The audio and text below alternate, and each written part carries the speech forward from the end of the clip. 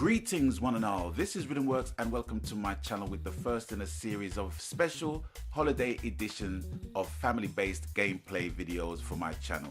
Now, I was looking in my PS Store a few days ago and there were two games that has always grabbed my attention but had the ahhing factor about them. And one of the games I used to play on my PC, and another game I played on various consoles, various gadgets from way back in the day.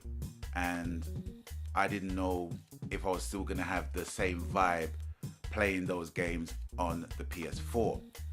But I decided, you know, with spare cash in hand, spare cash in my account, to purchase those games. And those games are, let's see, right, Tetris Ultimate and Sparkle 2. So I'm going to start with Sparkle 2. Now, before I go any further, I need to give ultimate props to 10 Ton Games. Now, there are very few developers that makes great quality, value for money, replayable and addictive games. And 10 Ton Games are one of those set of developers that never fails to deliver. They might miss on the odd occasion, but for the most part, they make the games that I have just described. And with Sparkle, I used to play it on PC. Never really got into mobile gaming at that time, really. I think the last time I really got into mobile gaming in a big way was with the Nintendo Game Boy.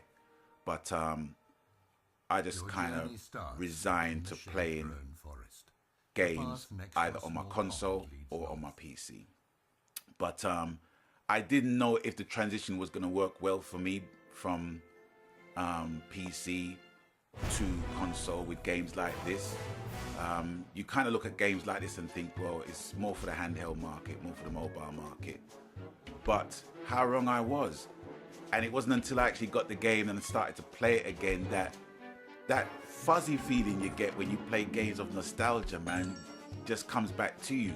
Some games fail in the delivery of that, but other games just, you know, opens up that whole fuzzy feeling.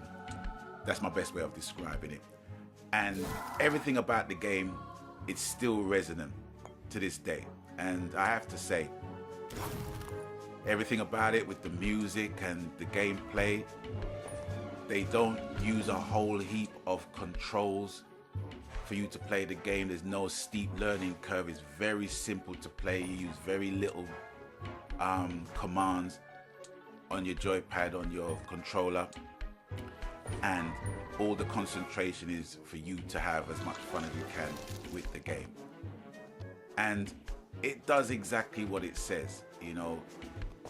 It's a good time filler game to play, and it's very Moorish, very, very Moorish.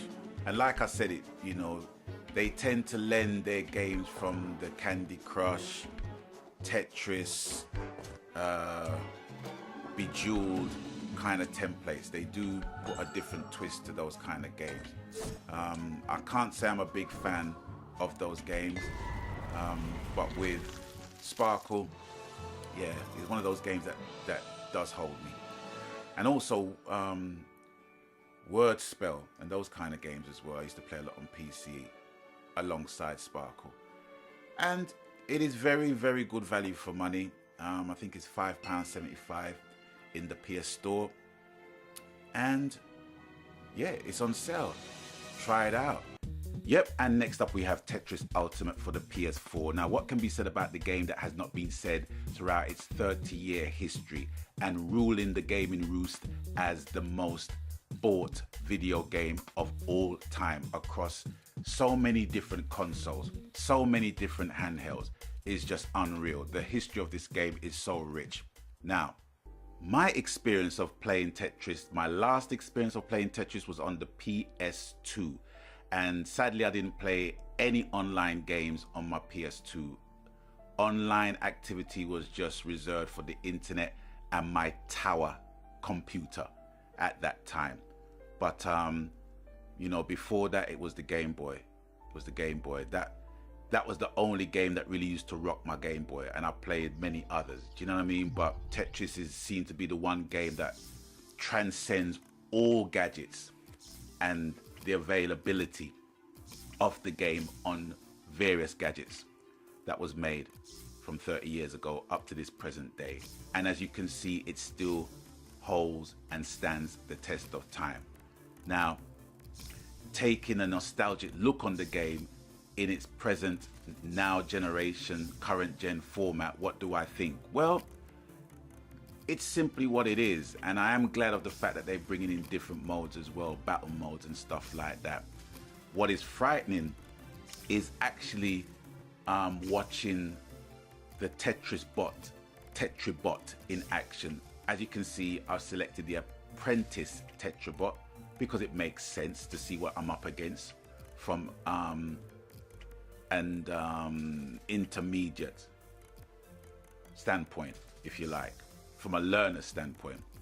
But looking at videos of the advanced Tetribot is just unreal. You know, I'm just happy with the fact that they are AI, because if they were freaking humans, man, I'd be crying. I'd be crying in the game.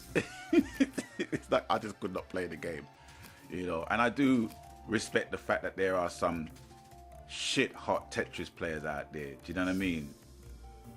For the fact that Tetris is a game that can, you know, can easily be overlooked for other games, you know, that has more graphics, has more action, has more character, has more depth. But I just think it's just the sheer charm and simplicity of the gameplay that makes the game what it is. It just makes it what it is. And that's why Tetris has stood the test of time as being the all-time biggest selling game in video gaming history. So as you can see, the apprentice Tetribot went ahead of himself.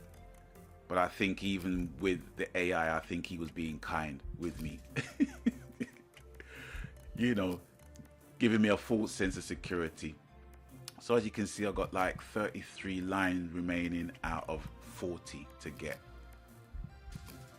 And 2 minutes and 25 seconds in the game. Now, I do not know how to activate playing alongside friends in versus mode. I've been looking at it and trying to work it out, and I can't work it out for the life of me. All I can do is actually go online by turning the online icon on. But obviously, when you're playing online, you can't use the Tetribots online, which makes complete sense because you'd be cheating. You know what I mean? So I've literally just gone into the game blind. And some of the moves that you see me perform is just simple lack of knowledge of the control system, because I haven't played Tetris for a long time. So, you know, you've got to give me some kind of credit at least. But out of this game and Sparkle 2, I mean, they're just two different games at the moment, you know. Tetris is a game that everybody knows. It's like Coca-Cola, do you know what I'm saying? You know, you mentioned Tetris and they know the theme song to that. You know, it's just so iconic, a game of that stature, if you like. And one can only imagine how much money this game has made through licensing deals with various electronic companies and gaming companies over the last 30 years. Doesn't bear thinking about. But I did hear that the original inventor of Tetris, I don't think he made a lot of money. I could be wrong, don't quote me on it. I need to kind of look up the history of Tetris. But I think the game was sold and was more or less handled by a corporation that now obviously runs it and is making some serious money out of it. And so it should, you know. Tetris is one of the few games that I congratulate the company for being such a success with a game like that. Because a game like this, of this very nature, with its simplicity and core mechanics of the game, you know, would be overlooked by a lot of people. Because looking at blocks and shapes like that and trying to match them up, you know, it can be boring to some. You know, it's like Destiny to some degree. I mean, God forbid me for drawing such comparisons, but it's a game that people find repetitive, but they just can't help playing. You know what? No, I can't draw comparisons between Tetris and Destiny. No, that's wrong. That's wrong. Because it's two different eras. But you know what I'm trying to basically say, right? You know, you mention the game's name, you know the type of game you're gonna play. You know what you're gonna play. You know how you're gonna play it. You know, and it's not until you actually start playing you realize why you keep on playing the game.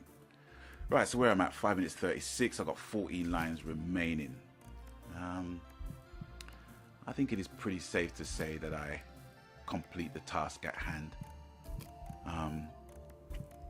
This is a non-edited video. This was my actual first attempt at the game with an apprentice Tetrabot, and I'd be damned if I make an apprentice Tetrabot beat me. Yeah, but I would like to play this game with my friends, those who are remotely interested in playing the game. It's one of those time killer games for me, always has been. And yeah, with that, that's more or less it. There's not really a lot I can say about Tetris that hasn't been said already. But is with that, you know the coup. Thanks for watching. Thanks for stopping by. Thanks for making yourselves at home on my channel. And until we meet up on the next one, is adieu for now. And you know the coup. Whatever the game, whatever the format, whatever the genre, whatever the media, whatever the console. I don't know if I'm repeating myself, but you know what I'm saying. Happy gaming, ladies and gentlemen, boys and girls, brothers and sisters, because that's what it's all about. Happy gaming, having a good time with your friends and having fun. And at this time of year, family games like these are a welcome addition in any gaming collection. So that's the reason why I decided to buy it and have my heartstrings tugged at the nostalgic value of this game.